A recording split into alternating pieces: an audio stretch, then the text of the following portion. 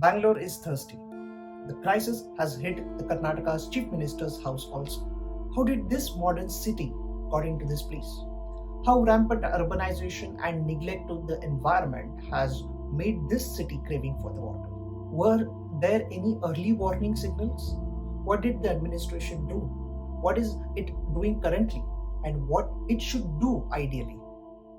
What lessons can other cities draw from this particular experience of Bangalore? And one more thing, we are going to analyze this situation through economics lens, especially the policy measures that the state or the government needs to do. But before that, hit that like button, share this episode with your friends and colleagues, and subscribe to my channel. First, let us understand how the city gets water. According to a 2017 report, 49% of the water comes from Cauvery River, 48% from groundwater, and 3% from recycled water. Okay, water levels of Cauvery River have been diminishing due to inadequate rainfall. At the start of February 2024, Krishna Raja Sagar Reservoir was 35% filled, Kabini Dam at 66% level, Hemavati dams at 30% each. Northeast monsoon, which is basically from October to December, was in a deficit of 38%, which is 38% lower than the regular levels. And the southwest monsoon, which is basically from June to September, was 25% lower than the normal. Because of all these reasons, the groundwater is also depleting. Of the 16,781 borewells in Bangalore, 6,997 have dried up. In total, the water input of the city has fallen by 50%. So you can imagine how severe this particular challenge is. And if this goes on, then the summer will be more difficult. The government itself has assessed this particular situation and has stated that around 7,000 villages in the various parts of Karnataka and more than 1,000 wards will face a serious drinking water challenge in like next couple of months. So there is one report by IISc. It has said that over last 4 decades, the city has lost 79% of water bodies and 88% of green cover. And the areas covered with concrete have actually increased by 11 times. It's a classic case, and there are multiple reasons and research out there on how to actually develop a sustainable model. But it takes its own time. There are different challenges in different countries, like the US will have different challenges and they might afford to take some measures. But in India, we have different challenges and it might not be very much affordable for us to, take up some kind of initiatives. Sometimes we feel hopeful, sometimes it's despair. So it will take its own time. But there are many things that can be done properly, and environmental issues can also be addressed. And we are going to discuss some of these things in this episode. And you know what? There was a kind of early warning signal that the city had. There was a BBC report which was in 2018. And at that time, the chairman of the Water Supply Board has said that yes, we will face some water stress until 2023. But we certainly are not facing a crisis right now because we are augmenting the supply. And yes, that happened. So what is the issue?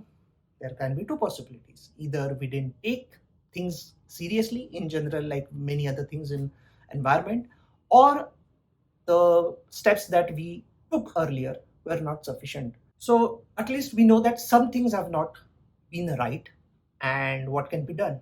But before that, let us understand what the government is doing currently to solve the problem of water scarcity. So whenever there is a kind of shortage, what happens? Basically, it is nothing but the decrease in supply. And when there is a demand and supply decreases, price will obviously increase. And in this context, increase in price is basically increase in price of water tankers. So currently, a lot of Bangalore people are basically calling tankers so that this water scarcity is mitigated, at least in the short term. So usually the tanker companies used to charge something around 600 to 800 rupees for one tanker, which is basically 1,000 liter water. But now they are charging more. So people are saying that okay, they are taking advantage, undue advantage of this particular situation. They want to profit in the crisis or something like that. Let's go back 2 to 3 years in time. Basically, we all have suffered this where COVID struck, and we didn't have a lot of masks, a lot of hand sanitizers, and many things like even PPE kits were in shortage, vaccines were in shortage, and all those things. But what happened at that time? Initially, prices of all these products went up. We have to give some time for the market to adjust. Many manufacturers started making hand sanitizers, many companies started making masks, even the cloth companies started making masks, and all those things have happened. Initially, for a few weeks, there was a problem, there was price related issues. Slowly, many companies entered the market, competition increased, and automatically the prices fell down. Similar things can happen in this market also. We have to keep just a little bit patience and allow many companies to deliver tankers at different places. There is a possibility that things might not work. We have to at least give it a try. If prices are exorbitant, yes, I agree that there is a case that government should interfere, but usually it happens that prices adjust automatically even if the government has not interfered. I understand that this might be a completely theoretical exercise. There is a possibility that prices may never decrease or go down. And I also understand that this is something which might affect or impact people's lives sitting in who are in Bangalore. I'm not in Bangalore right now, so I might not understand the gravity of it. But the empirical evidence, the theory, the practical things also say the same thing, that just give a little bit more time and the prices will adjust on its own. But what the government has done right now is even worse than what it could have done. So first of all, it found that how many are registered tankers. So there are around 3,500 water tankers in the city and only 10% are registered. It has announced that those tankers who fail to register themselves by 7th March will be basically seized. Okay. The seizure thing is a problematic because you are reducing the supply of tankers. So the remaining tankers who are registered will only be allowed to roam, and that means the number of tankers will be smaller in size and the prices will be even higher. The water tanker companies might even charge 3,000 to 4,000 rupees and you will have to pay for it. But you might argue that okay, the government will seize and government will start running the tankers on their own. How easy is it? I don't think that it is very easy that okay, on 7th or 8th of March, the government authorities will go to the tanker company wala jo bhi rahega, that person will hand over the keys of the tankers to the government authorities, and government authorities will suddenly find drivers running the tankers all over places. Will it happen so peacefully? I don't. The next thing that the government has done or is trying to do is to bring tankers from neighboring towns which might not be in use right now, which is a good thing, which can increase the demand, which can increase the supply of tankers. It is very good. Its only problem is that what if the neighboring towns also go through this particular situation? They might also need tankers back. So that is another problem. But at least prima facie, it is a good move. The government has also announced that it will use unused milk tankers. So where the milk is also in the container, the government will basically wash the tank and fill water in it and then distribute it across the city. So this is also a good move because it will increase the supply. Next step that the government has announced is that it will dig new borewells. So this, I think, is a very, very problematic situation. I understand the desperation of getting water from anything or any source or anyhow, but this is going to impact the city once again. So if the summers are bad, then imagine If you are going to dig more bore wells, the groundwater level is already down. It will go more down, and summer is there, so the water evaporation rate is in general higher. So how do you think the city will sustain even after 2 months? So this is again very severe issue. I understand that we need water from any place, but it's not the right thing to do, because next year also you will need water, next year also you will need water. And what will happen if the rainfall is inadequate, if the groundwater level is also depleting, and if the urbanization rate is faster and faster? And going by the history of Indian governments, any party, any state, any location, any region, people don't take environment seriously. So that means that even if we have faced issues right now, builders are going to build buildings and offices anyhow. They are not going to take into consideration the environmental aspect of it, the climate change aspect of it. We are going to use water anyhow. We are not going to consider what's happening to the environment. So understanding everything, I think it is a wrong thing to do, to dig bore wells as of this particular stage. There are many long-term policies and announcements, like projects involved. It's not they are announcing right now. They have already announced or planned some things. Like first is Vrisha Bhavati lift irrigation project, and the other is phase 5 of Kaveri project. So these projects will ensure that the city will get adequate water supply for many years, which is a good thing. This is kind of a sustainable project, and which will help the city to increase the water supply. And such projects should be taken into consideration, should be fast tracked and promoted by the governments. But all these things are important and necessary. But saving water, using water very cautiously, this should be just a general phenomenon across. We should save and conserve water in general, because that is the most effective and least expensive strategy. Many people are wasting water. Is one report by ATREE. It shows water inequality in the Bangalore city. Ideally, every person should consume or use 135 liters of water every day. Yes, it's a prescribed norm by Central Public Health and Environmental Engineering Organization. But the 2017 report, which I mentioned, says that 50% of people use less than 90 liters of water every day. Ideal is 135, 50% are using less than 90. While there is a small minority of the population who is using water way more than it should. This is a serious problem. So once this crisis ends, the current crisis ends, the government should focus on awareness programs also, especially for the rich. But how will the government know who is consuming how much water? Is there any way that the government knows it? The answer is no. Unfortunately, we do not have meters like electricity. In electricity, in power sector, we know each and every household's consumption because there is a meter installed somewhere in your society. But is there anything like water meter? There is, but it's not for each and every house. You include the water bill in the society maintenance bill or common maintenance bill, but we do not pay it from our pocket intentionally for the water, because there is a unique human behavior angle to it.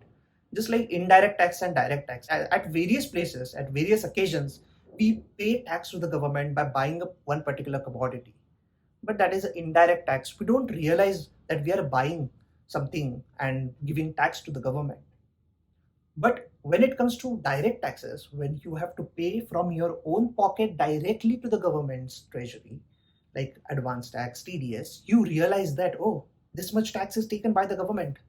So something of that sort happens, and you start thinking on, oh, there are different ways of saving taxes.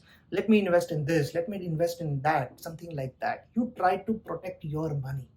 Similarly, if the water bill is just like the electricity bill, won't you save money?